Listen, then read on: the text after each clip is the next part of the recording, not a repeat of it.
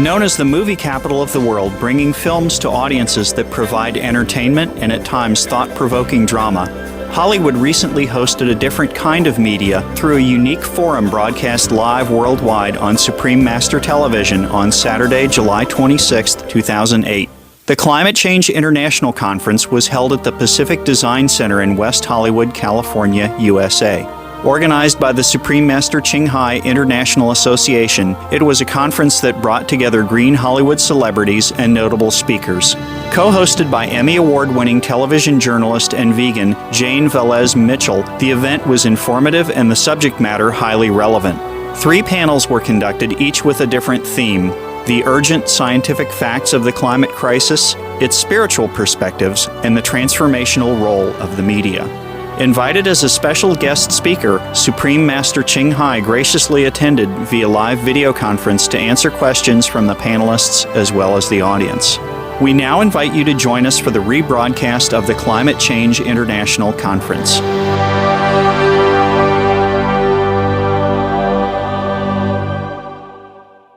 This is our third and final panel, and we're talking about perhaps the most important aspect of this entire movement, and that is media, transformational media. We have heard the message. How do we get it out effectively to the rest of the world to avert this global catastrophe that we are in the midst of? So we are excited to have 3 amazing gentlemen with us. Dr. Gabriel Cousins, founder of the Tree of Life Rejuvenation Center. People have gone there to turn their lives around and to turn around their health with a raw vegan diet. John Ross, legendary film producer and founder of Visioneering Group and Global Alliance for Transformational Entertainment. Thank you so much for being here. And Scott Badenoch, who is CEO of Creative Citizen, a leading environmental and social networking website. So these are 3 individuals who are really changing the world, and in many different ways. We've said the same message over and over and over again. You don't have to be a genius to realize that meat production is destroying the world, destroying our own health, and it's just horribly cruel. Why is it that intelligent people cannot get this message? And that's what we want to talk to these gentlemen about. Dr. Cousins, let's talk about what we're trying to do here and how constructive television plays a role in that. If we could just stand for a moment and do an Om just to kind of get the mind. Let's do it.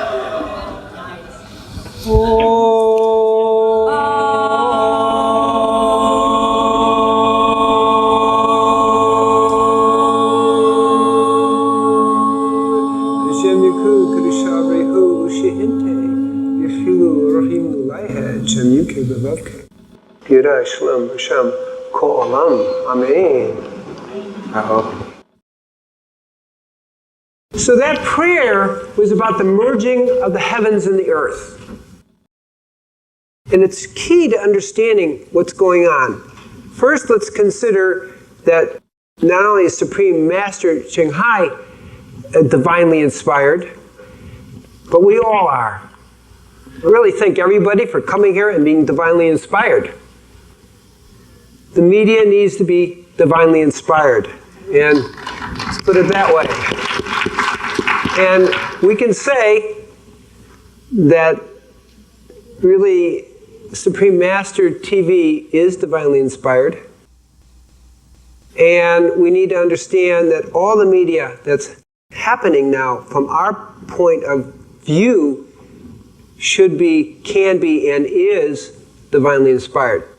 In 1975, I had a vision from deep in meditation. It said, you should learn to eat and live in a way that supports the spiritual energy. And from that time, 10 books have been written. Notable ones are Conscious Eating, Rainbow Green Life Cuisine, and Spiritual Nutrition.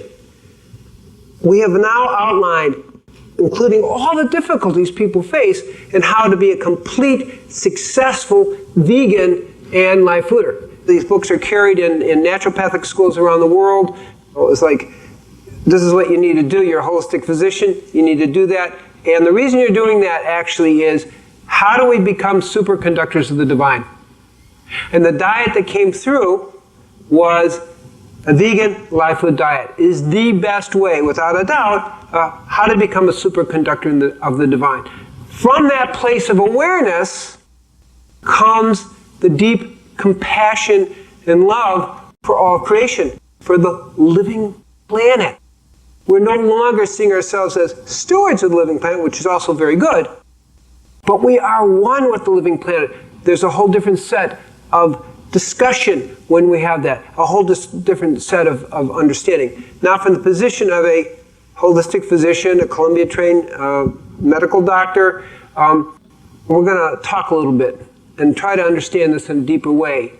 And what we need to understand is global warming, diabetes, are symptoms of a way of thinking in the world we call a predatory way, in which humans, animals, plants, and the living planet are considered as an economic unit to be exploited.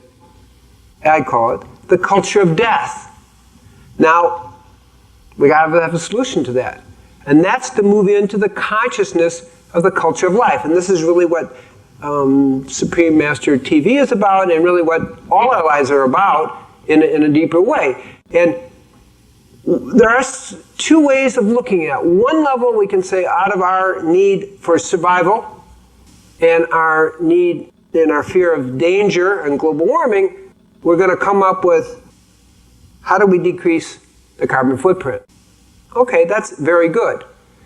But we haven't gone to the deeper level, which is a holistic approach, which says, wait a second, we have to look at our whole lives and turn that around. And the culture of life is about bringing compassion, bringing love, feeling that wholeness, knowing that the animal world is, in essence, omatakiasa, which means all our relationships. We're all related. And if you look deeply in the scriptures, the animals have their souls breathed into them first, as it says in the Torah, what we know as the Old Testament. The souls of the animals came first. And we look at Buddhism, and Buddha in the Sagarma Sutra said, very simply, in the future times, there will be ghosts who will tell you that it's okay to eat meat and be liberated. And he said, this is not possible. One cannot eat the living flesh of sentient beings and be liberated. And keep that in mind. And the Dalai Lama in March of 2005 has committed to being that way, vegetarian. So this is what we're saying. So in the Christian tradition, besides the Jewish tradition that comes out of the Torah, Jesus and all the disciples, as well documented in my book, Conscious Eating, were all vegetarian. Just so we know that the foundation of Christianity, the foundation of Judaism, was that vegetarian diet. Genesis 1:29 makes it very clear. I've given you the seed of every herb-bearing seed on the planet, and the tree of a fruit-bearing tree to be yours for food. What does that mean? It's a vegan diet. It's a live food diet. And it was given to us 6,000 years ago. Or we're just a little slow on the uptake. But it's there, right in front of our face. So it is the dietary blueprint for healing the planet and healing ourselves. And we talked about diabetes. I'll just make a point that the rate of diabetes for meat eaters is 4 times higher. And at the Tree of Life, we are reversing diabetes. It's called unhealable. It is. If you keep eating meat and sugar, it certainly is. But we're reversing it on an average of 21 days, type 2 diabetes. And we got lots of documentation. We're getting more and more. So what we're saying is, change your consciousness, change your lifestyle. And so that's the question we've been dealing with all along here. And the bottom line of that, of course, is a minimum, the vegan diet. It's simply a meat-centered diet is a hoarding of resources that is not only causing economic, ecological disaster in the planet, but it literally is responsible for 40 to 60 million people dying of starvation on the diet. 15 million children a year dying. Even the World Health Organization says 29,500 children are dying each day of starvation. The deeper piece is we all have the shadow of the culture of death within us. We all have the shadow. We've got to admit that and be at peace with that. And the work is, how do we move into the culture of life consciousness? Because it's not fighting against something. We are moving into a consciousness of the culture of life, of compassion, of love, of our oneness with the planet, that now is what the media can do. And that's exactly what we've done. We've been inspired by Supreme Master TV. We hope many other media networks are, where we have created a virtual culture of life community. And you can access it at GabrielCousins.com and in a very short time, cultureoflifecommunity.com. And we are talking about alive people, alive relationships, alive parenting, alive planet, alive food, and literally alive building materials and ecology. We actually have been pioneering veganic organic farming. Veganic organic, well, that means we use nothing, no blood meal, no bone meal, and we have an apprenticeship in that. And we're about ready to start a master's program in ecological and live building. The thing that we have seen that's most powerful, once people get the idea that vegan is a good idea, but I'm afraid to do it, is we do these 7-day juice fasts. And we have seen tremendous transformation. In Israel, which actually has the second amount of vegetarians in the world outside of India, we do fasts with 80 people. We know that when people get that they can live without meat, they can then more comfortably make the transition to veganism. But we invite you to join the whole transition into the culture of life way of being, so that we can live with love and consciousness and compassion with all of animal life, all of plant life, and all of the living planet. And understand at the deepest level, we are not stewards. We are one with the living planet. And may everyone here be blessed that all our actions are based on that shift in consciousness. The most important thing for the media is help people create a new morphogenic field that supports the shift in consciousness to a vegan culture of life consciousness. Thank you very much.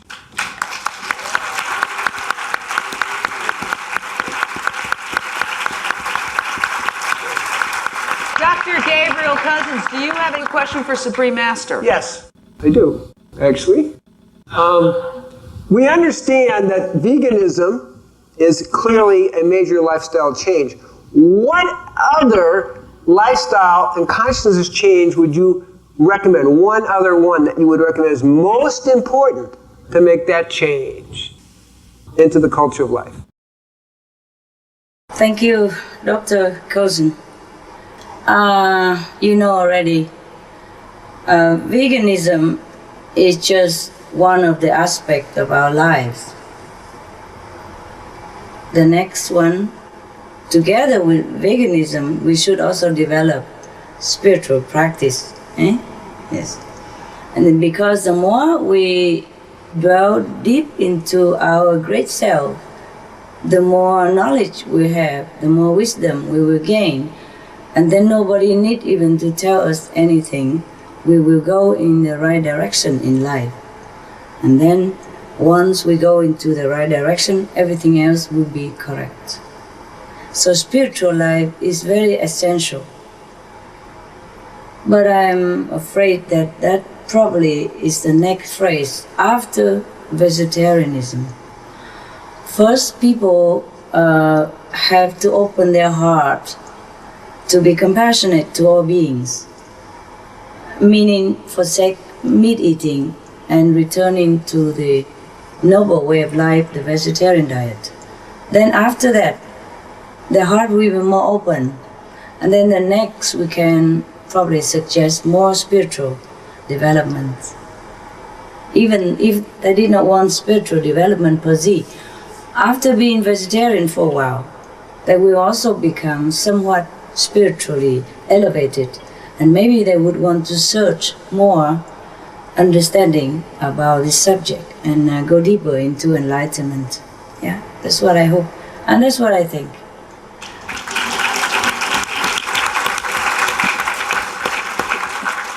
We are delighted to have with us today John Rotz, legendary film promoter and founder of Visionary Group and Global Alliance for Transformational Entertainment. Tell us how you are shaping the world, John, in terms of how you're using the media to try to bring a message of peace and compassion. Thank you. Well, first off, I want to thank everybody for being here today. And I'm very humbled to be in the presence of such amazing consciousness and presence. And this is a really exciting time because the nature of media is changing. People are the media today. And we no longer rely only on television, radio, newspapers, and such for our information, but we rely on one another, most importantly. The technical term is word-of-mouth marketing. And it's the very best, but it's also the hardest to achieve. And I think that's something that people have been alluding to today. How do we accomplish many of the ideas that we've been speaking about today? And in 1991, my company had the honor to work on a film called Mind Walk that some of you may be familiar with. And yes, it's a great film. And Mind Walk has been called an eco-spiritual version of My Dinner with Andre. And it explores a kind of systems view of the world. And when I was thinking about this presentation today, I pulled out the script because I remembered a line from the movie, and the line is, healing the universe is an inside job. And I changed it to healing the environment is an inside job. Because to me, that idea expresses a connection between our inner state or consciousness and transformation, personal responsibility and action in the outer world. And I view media as a kind of link that can connect those two and can facilitate this. So we've been involved in the marketing of a number of films like What the Bleep Do We Know and Peaceful Warrior and 11th Hour and the last Francis Ford Coppola film, Youth Without Youth, which is really quite an extraordinary piece of work. And we've noticed over the last several years that there is such great interest in transformational media. And I use the term media in the broadest and deepest sense of the word. So we've been slowly working within Hollywood to try and help Hollywood understand that there is, in fact, an audience for films and television programming in particular. When What the Bleep was first shot, every distributor in Hollywood said no. There isn't a market for this film. No one will pay $5 to see it. And our position was, well, just because you don't know the audience doesn't mean we don't exist. And they said, prove it. So we did.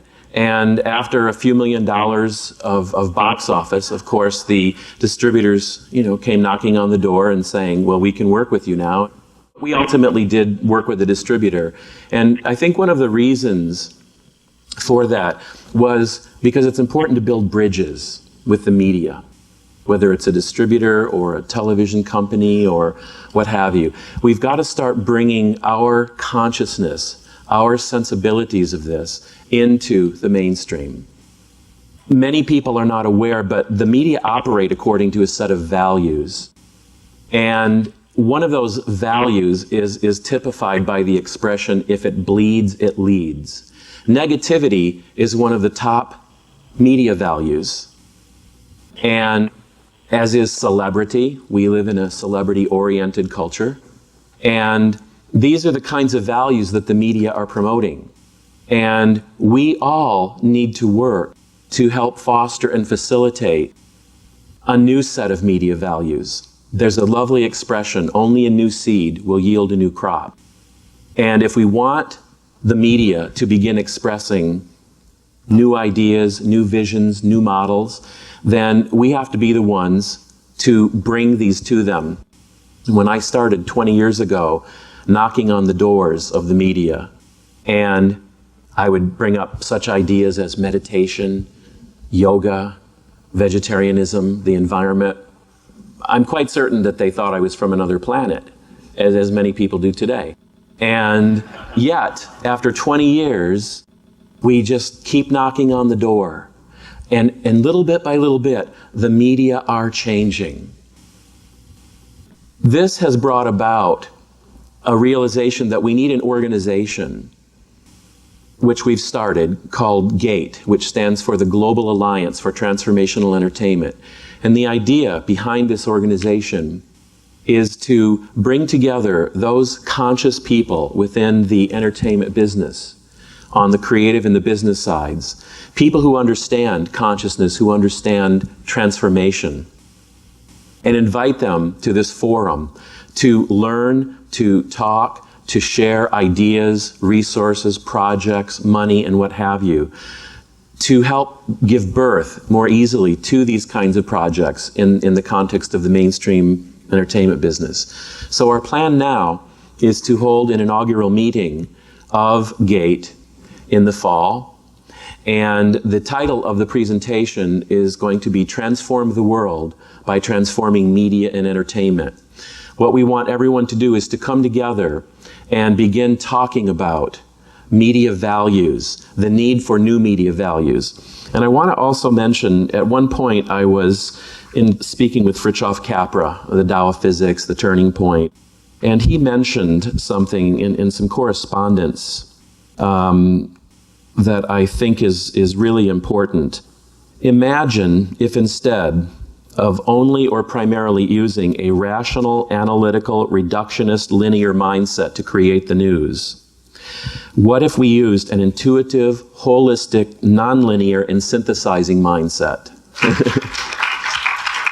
There are so many projects in the world today, worldwide, and as I've traveled around opening films, and I work with Eckhart Tolle and seeing the response to the Eckhart Tolle Oprah webcast, 20 million people.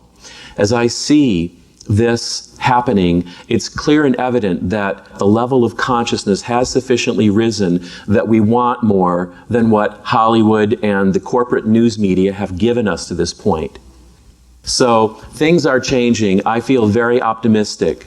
And I'd like to, because you've all been extremely patient today, and I'm sure we could spend the next 2 weeks discussing these various issues, but I want to ask you to think about this, to listen to the media within.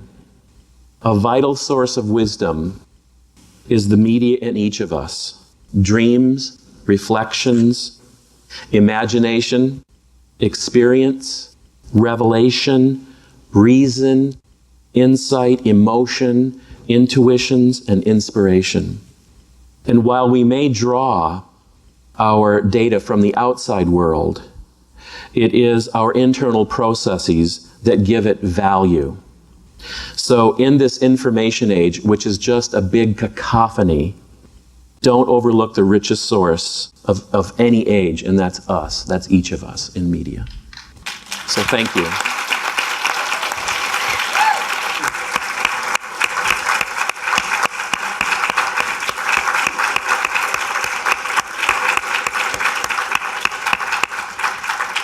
Supreme Master Ching Hai, would you like to weigh in on the issue of transformational media? I think he's right. It's very good, Mr. John Rath. Very good idea. Very positive direction. It's very inspiring to hear you. Yes. It is true what he said, huh? Okay. Nowadays we have internet, we have email. So I think he's right. We could become ourselves the media that we would like it to be. So it's very good idea. Very good idea. So all of us can become journalists now. In the CNN system, they also have the iReport. And the people who watch the television, they report it themselves. So why not? That's why I said we all go out of our way, print all the information that we get about the urgency of the planet and the solution to save the planet. We do the media task. Very good, Mr. John. Mr. John, continue doing that. Thank you so much. By the way, are you a vegetarian? Yes. Right. Wow, I knew it. Bravo. Why I asked? Because you are so enlightened, and the way you talk is very spiritual conscious. So I thought you must have been vegetarian sometime before this. Thank you so much for walking the talk.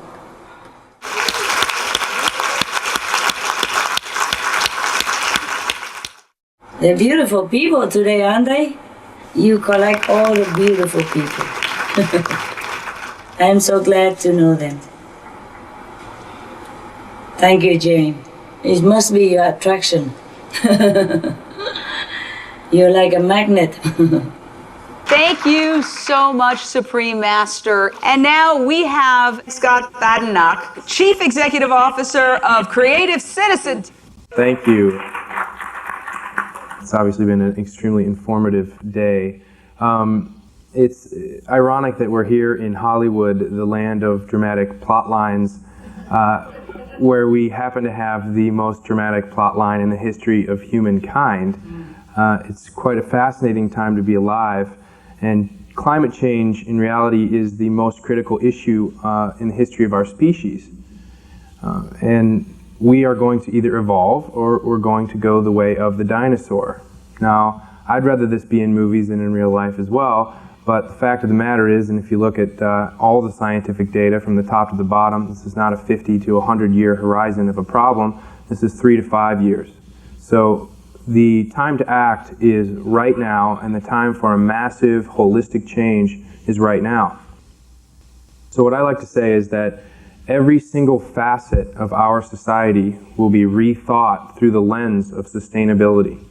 So this is not just about being a vegetarian or a vegan. This is about rethinking every single thing that we do in our daily lives, in our businesses, at home, at our offices, in every single facet of our lives. And if we do not do that, we will not solve this problem.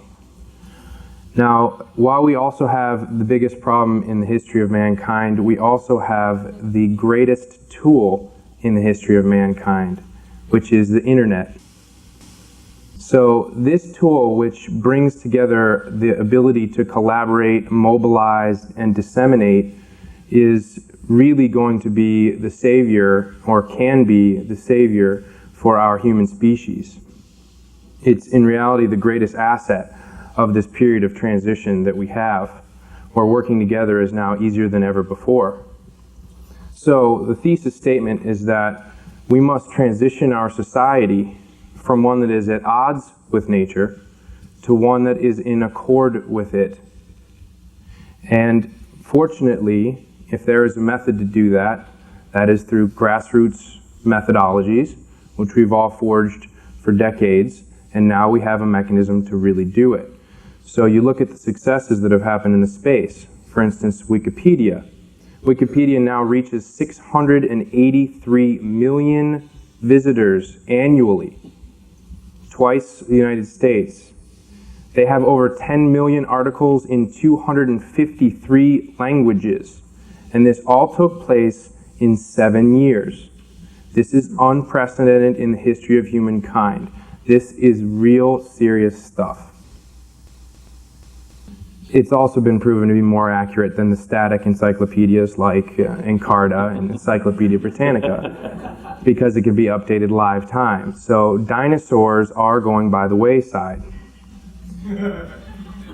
Now we look at things like Facebook and MySpace, and a lot of times they're scoffed at as toys or kids' things, but the ability to mobilize and unify the human species through mechanisms like those is really incredible. You look at Facebook, and it has over 80 million users in the space of 4 years. 80 million people in 4 years. This is not small stuff. Then you look at MySpace, they have over 150 million users in 5 years. They have 200,000 new users every day. 200,000 new users every day. This is massive. And you look at YouTube, they have over 100 million videos, giving the ability to disseminate information and ideas, whole new levels of success. So tapping into those models was the creation of CreativeCitizen.com. And I like to call it the wiki for green living. So what we've seen is this drastic increase in awareness amongst the public that there is a massive problem called climate change, resource depletion, whatever you want to call it. We have, as a species, outstripped the supply on this planet. So what do? Well, there's lots of things we can do. So our mission as CreativeCitizen.com is to provide the community at large with the tools to disseminate immediately actionable and tangible creative solutions for more environmentally friendly life. Now, creative solutions are anything from products and services to habits that cost you nothing. So what we do is we show you the tangible benefits of these things, from turning the water off while you brush your teeth to installing solar panels and everything in between. Again, every single facet of your life can be rethought with a creative solution. So what we do is then also help you track in terms of 5 categories: waste, water, energy, emissions, and money, the real savings that result from these things, so that this whole green thing is not so innocuous to people. It starts making real sense. When you find out that turning the water off while you brush your teeth, which couldn't be any simpler, it takes that, saves 3,000 gallons a year per person. That is not a small amount. You extrapolate that times 4 people in a family, you got 12,000 gallons of water. This is for real stuff.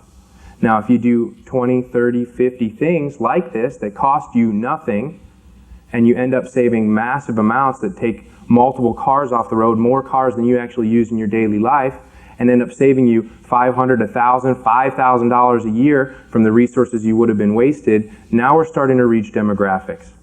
So what's been missing in this market is that there hasn't been a way for people to reach digestible actions that they can do right now. That is what CreativeCitizen.com was created to do. Now, to get back to going vegetarian, the reality is if you are only to do one thing in your daily life to become more environmentally friendly, that is to be a vegetarian or vegan, really a vegan.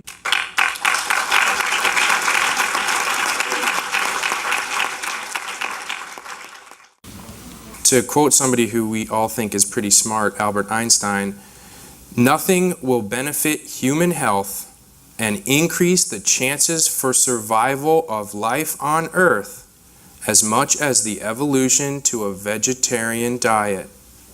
This is Albert Einstein. Nothing will benefit human health and increase the chances for survival of life on Earth as much as the evolution to a vegetarian diet. What more needs to be said? Now, there are many different means to get this information out to the public. Dr. Tuttle's book, The World Peace Diet, is incredible. David Gershon's book, Low Carbon Diet, is also incredible. I suggest that all of you pick up 1 or 2 of those. And the reality is that meat feeds few at the expense of many. While we could be feeding ourselves and others with grain, we're instead feeding grain to cows. This makes no sense. Some of the stats that have been said today that are really crucial are that 16 pounds of grain goes to create 1 pound of meat. That is not a good equation. The idea that I like people to really consider is that for every serving of meat that you sit down at your dinner table and eat, the grain and cereals that went to feed the animal that created that meat could have fed 45 to 50 people. So when you sit and look at that one helping of meal, that one burger at the one restaurant, think about 45 or 50 people with empty bowls standing around you, hungry. That's really what's going on. There is no disconnect anymore.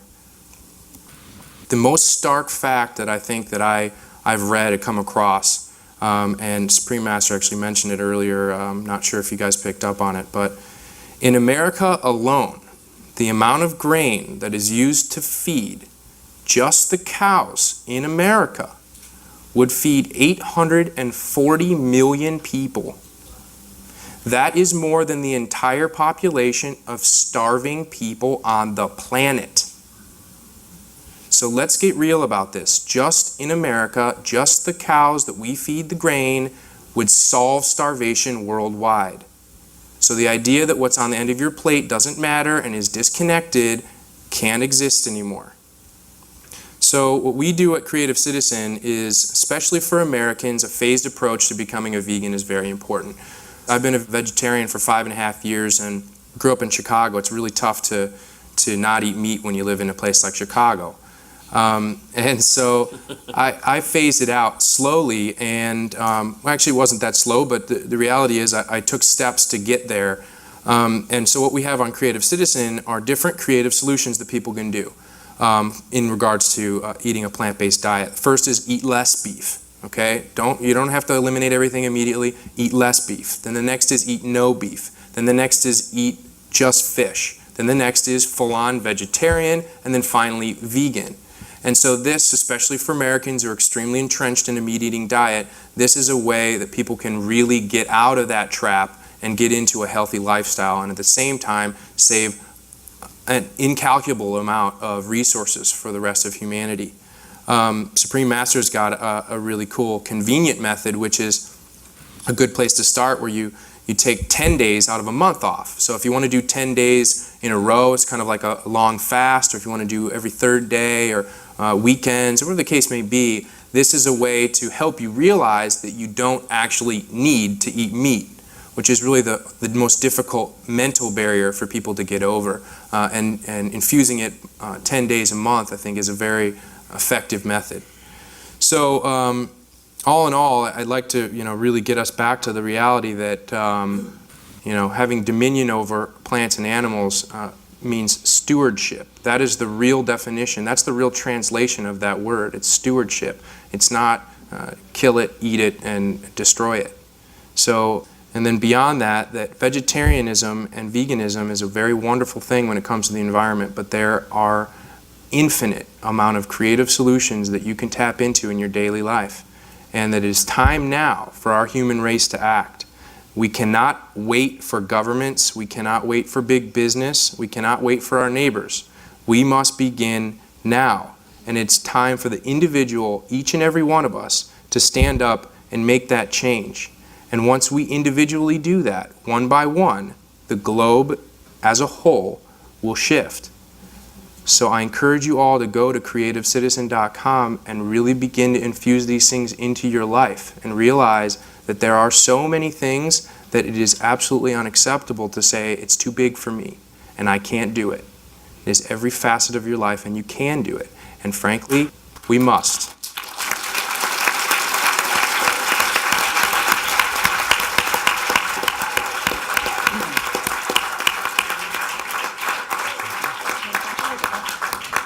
Yes, we must. We must. Just like he said, we must do it. Either that or we will perish. Thank you. Thank you. We have Thank you. one last set of questions from the audience, and the first is from a professional stuntman, Robert Alonzo. Master Cheng Hai and John Ratz. How can artists and entertainers use their influence to make living sacred and preserving life cool and in style? Are celebrities a key element in the evolution of humanity to a world of peace and compassion? Thank you. Oh, I let John answer. He's smart and cool. Thanks a lot. There are a lot of parts to that question. I personally feel that in our particular culture, we place too much emphasis on celebrities and not enough on people such as Supreme Master who are out there doing the good work. It's a big, big population.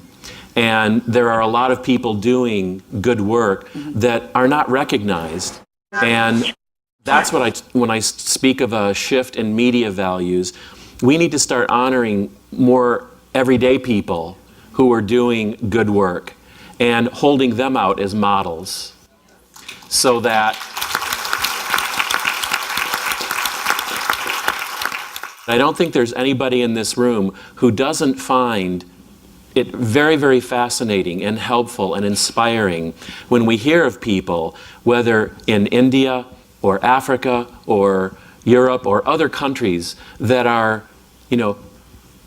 individuals who are out there on the streets connecting with whatever the problem is and working to make it better. And the way that celebrities can be helpful in that regard is that, I kind of look at them as transitionary. Because right now, many people do still pay attention to celebrities. And until we shift our consciousness and shift our orientation to what we truly value, celebrities can be there to give their stamp of approval, if you will. I can give you one example. My friend Jim Carrey is very much at the forefront of activism. He was a very big supporter of Aung San Suu Kyi. And he's working now, I didn't know this, and some of you probably do, that rice crops contribute a huge amount of methane in the environment. And Jim is now working on some sort of a rice project that will create a type of rice that doesn't outgas as much. And contribute to the methane problem. So celebrities are valuable in terms of giving, at this point, a kind of stamp of approval. But I feel, again, we need to phase that out and bring all of us and other people around the world who are brothers and sisters doing this work into focus for others.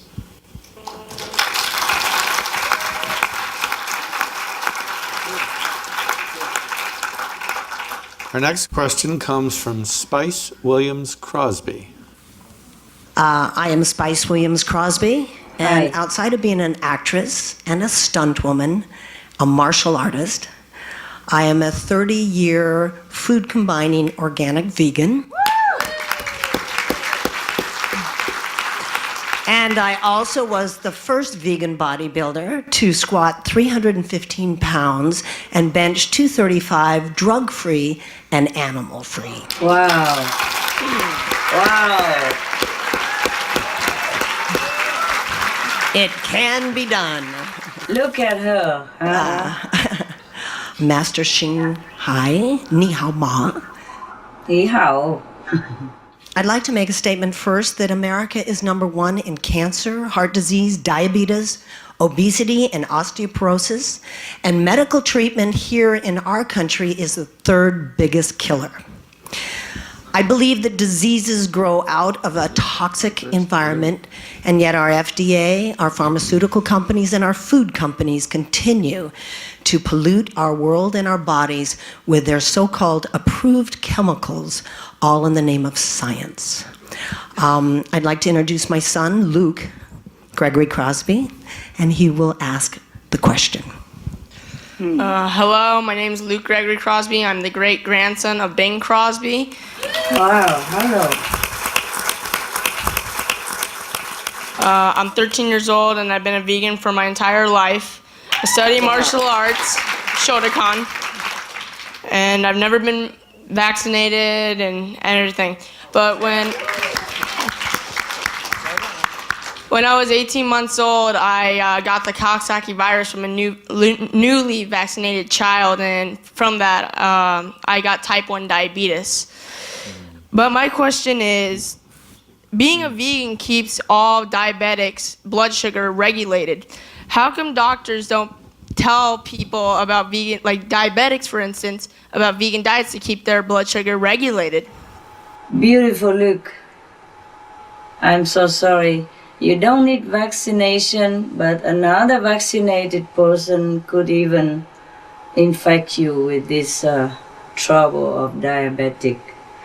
Now, you're right, Luke. I think the doctors should inform all their patients about the helpful factor of being a vegan to cure diabetic as well as to prevent it, to further development. But maybe they don't, or some of them do, or maybe most of them don't. I think maybe they don't know it, Luke. Maybe they don't know about vegan diet that helps diabetic people. Vegetarianism is still not as fashionable as gene, perhaps. So what we do is we can put this in our website on the suprememastertelevision.com for people to look up to.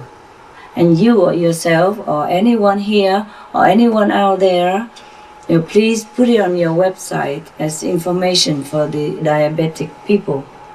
Yeah, so that they know they can cure themselves by turning into vegan. Thank you, Luke, for the beautiful information. And you look beautiful yourself. Your mother must be proud. There is a book that just came out this year that I wrote called There is a Cure to Diabetes. And yes, we are talking about veganism, but we're actually talking, the fast track is live food veganism, where we're reversing it in 21 days. Wow. Type 2. Type 1, what we see is, generally speaking, at least a 75% decrease in insulin need on this diet. So that's very significant because insulin has a lot of problems. Now, just for the fun of it, I want to note that Gabriel here has been 25 years on 99 to 100% live food. When I was a meat-eating captain of an undefeated football team and could do 70 push-ups, at the age of 65 years ago, I did 601 push-ups and a lot more flexible. So there's something to be said about the more than anti-aging effects of this kind of diet. Now, I want to talk about vaccinations just for a moment. It's just part of the culture of consciousness. The main cause of polio has been, and admitted by the people who developed the vaccine, has been actually the vaccine. And they make this thing about everybody has to be vaccinated. The truth is, people can catch, particularly SV40 virus, we don't want to get too technical, from other people, which is a cancer-causing virus. And then one correction, the main cause of death today is iatrogenic medicine. Number 1, not number 3. Carolyn Dean in her book about that. So we need to be aware of that. But the main thing, getting back to the details, also I'm going to say that vaccinations increase your rate, according to the research done in Finland and Denmark, approximately, I hate to say this, 147% of getting type 1 diabetes. Now, we have seen some healing. We've got 4 or 5 cases of type 1 diabetes that have completely healed. And our movie that's come out, which is naturally, simply raw, there is reversible diabetes. We actually had somebody cure on our movie, which is unexpected. But we have 4 or 5 cases. We can't consistently talk about it. For type 2 diabetes, we're talking 95% of the people reversing in 21 days to maybe 6 weeks to 3 months. So it's very exciting because we are turning on the anti-aging and anti-diabetic genes by this way. The veganism is good. Live food is dramatically better, and you can find out about it at, again, GabrielCousins.com. We have all that information. And the book, There is a Cure for Diabetes. But the big thing is, the veganism is one of the main ways of preventing diabetes. Meat eating increases the rate of diabetes about 3.8 to 4 times. Some of the diseases related to meat consumption and/or production. Swine flu. Cured meats and fish increase leukemia risk in children. Antibiotic-resistant superbug infections from a strain of Staphylococcus aureus, blue tongue disease. E. coli. Salmonella. Bird flu, mad cow disease, or Creutzfeldt-Jakob disease, 90% of the population at risk. Pig's disease, or PMWS, listeriosis, shellfish poisoning, preeclampsia, Campylobacter, Clostridium difficile, diseases hidden in healthy appearing livestock, Some of the costs of meat eating. Infertility. Eating just one serving of meat per day increases the risk of women's infertility by 32%, with additional meat consumption increasing the risk. Heart disease. Over 17 million lives lost globally each year. Cost of cardiovascular disease is at least $1 trillion a year. Cancer. Over 1 million new colon cancer patients diagnosed each year. More than 600,000 colon cancer-related mortalities annually. In the United States alone, colon cancer treatment costs about $6.5 billion. Millions of people are newly diagnosed with other meat-related cancers every year. Diabetes. 246 million people are affected worldwide. An estimated $174 billion spent each year on treatment in just the United States. Obesity.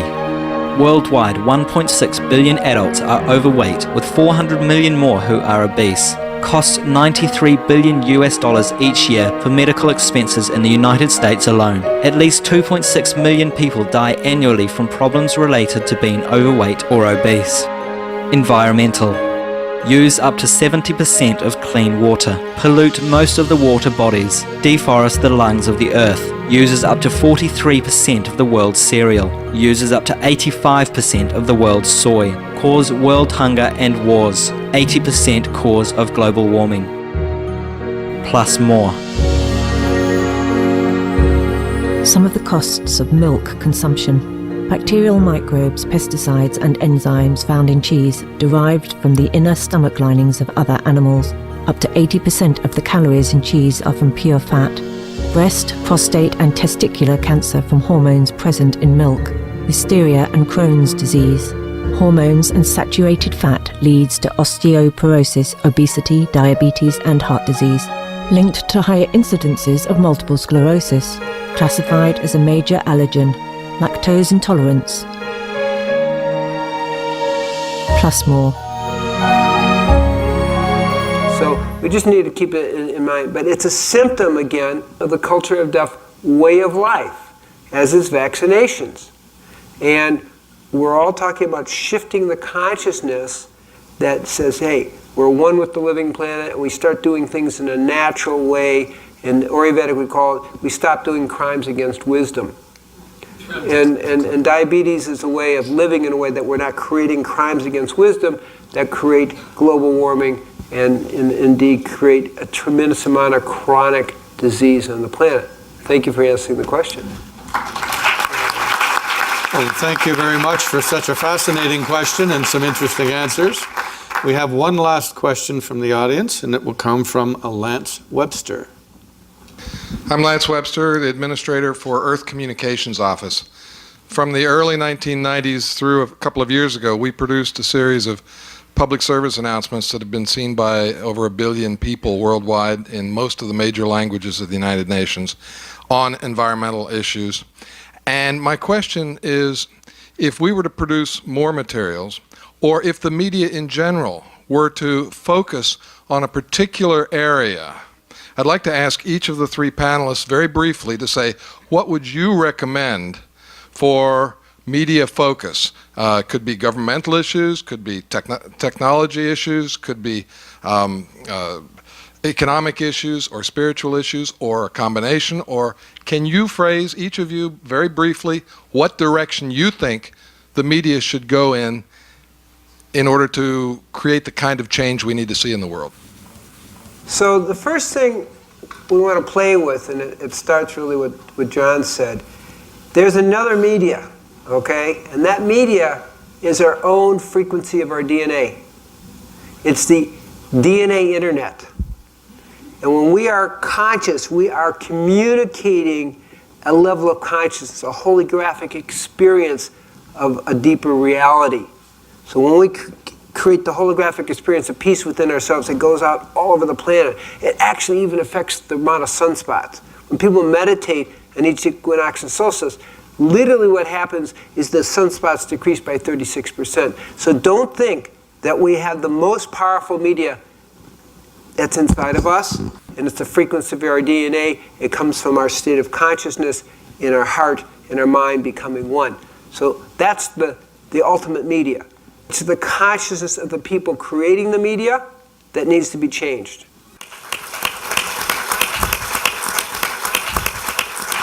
And when we have people like John Ratz who have been that way for a while, it's great. And we need more people in the media who go in with consciousness and hold that consciousness. Because the truth is, there are so many people, and that's what John Ratz's work has shown, who want to get a deeper insight, but because of the economic needs, which is wealth for the few and ill health for the many, they're not allowing that truth to get out. But if we have the, spiritually inspired, divinely inspired media, they will still do this because they will be able to communicate that truth on every level. So beyond a particular topic, the truth will be communicated as on a consciousness level, whatever topic we're talking about.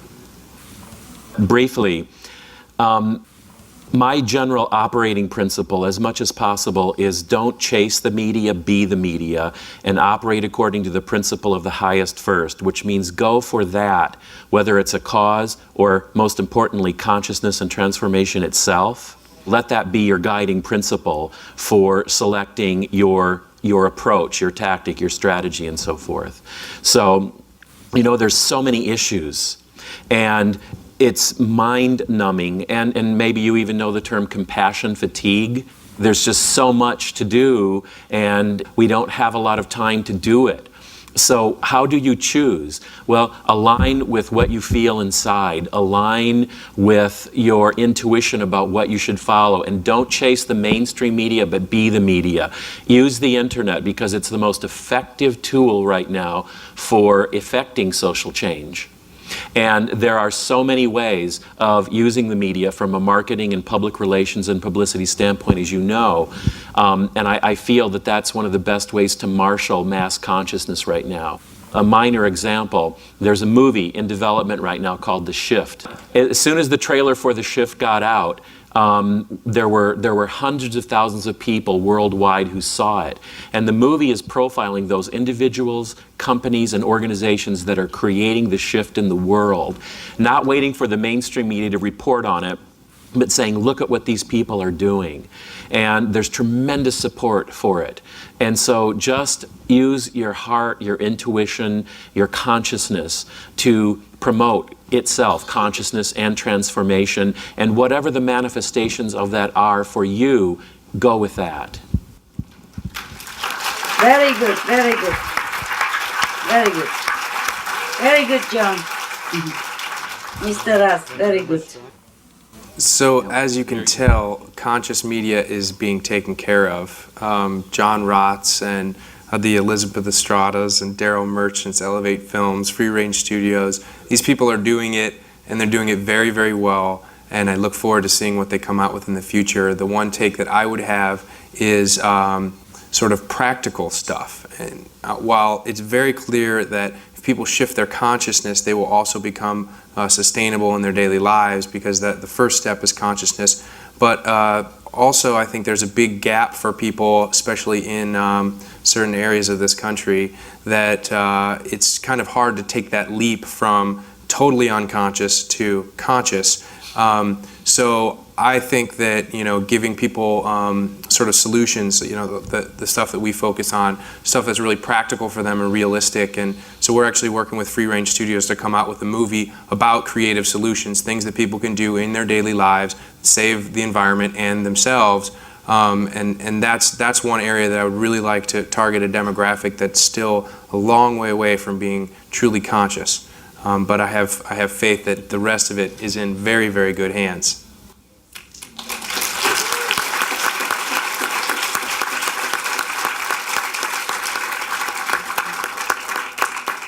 Great answers from our panel, and now we do move on to Supreme Master and her closing thoughts. Well, we're hoping to have you sum up the conference. We've covered so much ground. We've covered spirituality. We've covered the global warming crisis and the connection to the food consumption habits of Americans and the rest of the world. We've covered a transformational media. What's the commonality there? How do we sort of compress all this so that we can take it away with us? Good question. Jane and all the distinguished people, I am a very simple woman. We can only say that everything takes so long. To get the media involved in this maybe take some time. To have the technology for sustainable energy takes some time. To invent new cars, less pollution and all that, and the production of it takes long time, longer than several years. And we have not many years. That's why I have only one solution for everything. That is the vegan diet. Well, just say vegetarian diet. If people eat now and again a little dairy product, please don't scold them.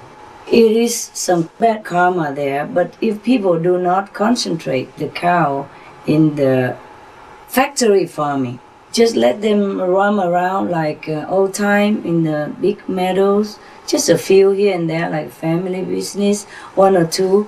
When you have a cow as a pet, he will also give a little milk. And if you use that a little bit, that is not a great sin. The sin is to abuse them and make them produce so much that they could not even stand up. So now if people agree to be vegetarian, I'm already very grateful. And once all of us, or at least the majority of us, become vegetarian, then the bad karma of the planet will change. The pattern of our destiny will change. And everything will become better. And we will invent much, much better things for our comfort without costing the earth. And vegetarian diet will stop the global warming immediately, almost 2 weeks until 2 years, that's the maximum. Within 2 years is a maximum. Otherwise, if we all become vegetarian, or almost all of us become vegetarian, it takes maybe 2 months or 3 months to see the effect right away. Like the ice will go back to where it was, the earth will cool off again, and our life will be much more in abundance, and war will stop. Everybody will think completely differently. They will treat each other completely differently because the compassion in their heart will return to its pristine power again. Right now, because of all this meat and poison, drug and cigarette, alcohol, the compassionate nature of people are being suppressed by the heaviness of the negative power that we have generated by using this poisonous stuff, especially the killing energy. That is the worst thing we can do to ourselves. So I have only one solution, that is being vegetarian. And the sooner the better. And then everything else, we will have time to take care. We will have time to develop different technology. We will have time to invent new cars. We will have time to tackle many other things that right now is not that urgent as the planetary warming, because truly it might destroy the whole planet and we will all go. Well, I don't mind going.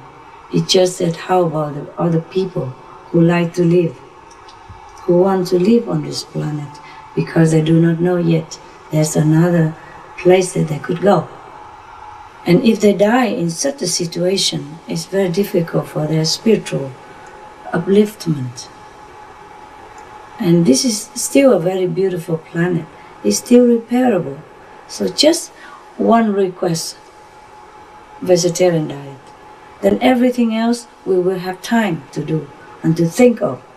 Very simple. 80% of global warming is caused by meat eating. So 80% of global warming will be solved by turning away from meat diet and adopting vegetarian diet. Now, another 20%, it is no problem really. Even if we still keep the cars, airplane, train, and take a lot of shower, it doesn't matter that much. Because only 20% of pollution, only 20% of damage, the earth can take care for us. Truly like that. So just spread out the vegetarianism, spread out all that information about the benefit of it. And that's the best thing we can do for the planet and for our children. Thank you so much for having me. Thank you so much for your trust and your love for me. I wish all of you all the best. And God bless you in your mission.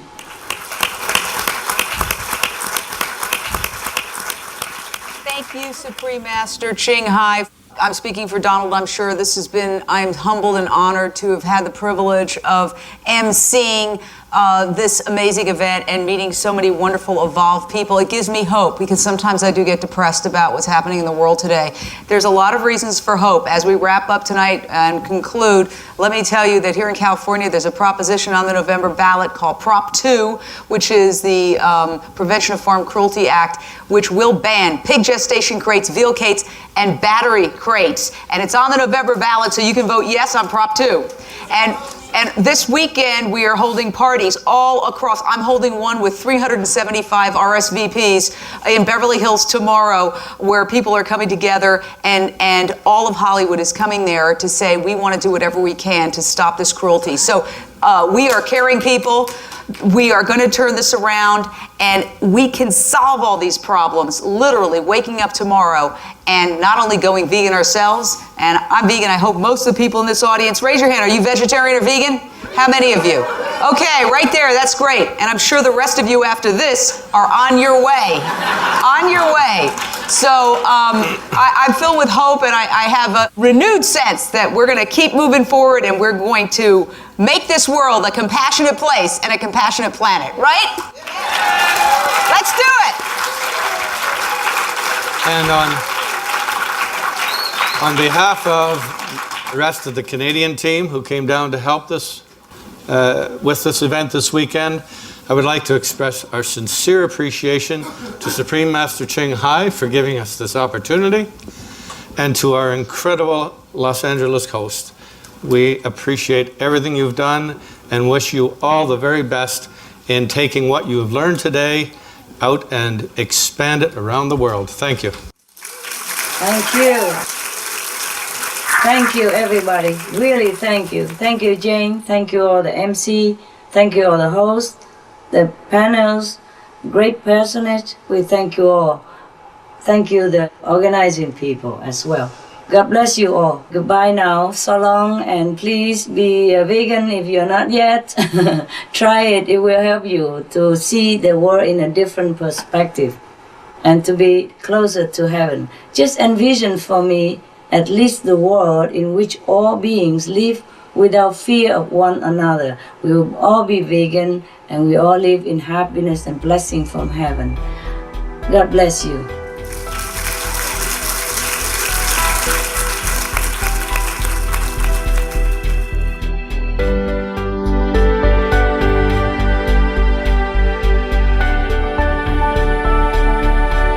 Vegetarian or vegan should be the norm in the society right now. Should be the official solution, the immediate solution, the immediate effect for our planet. The government, the media should please help.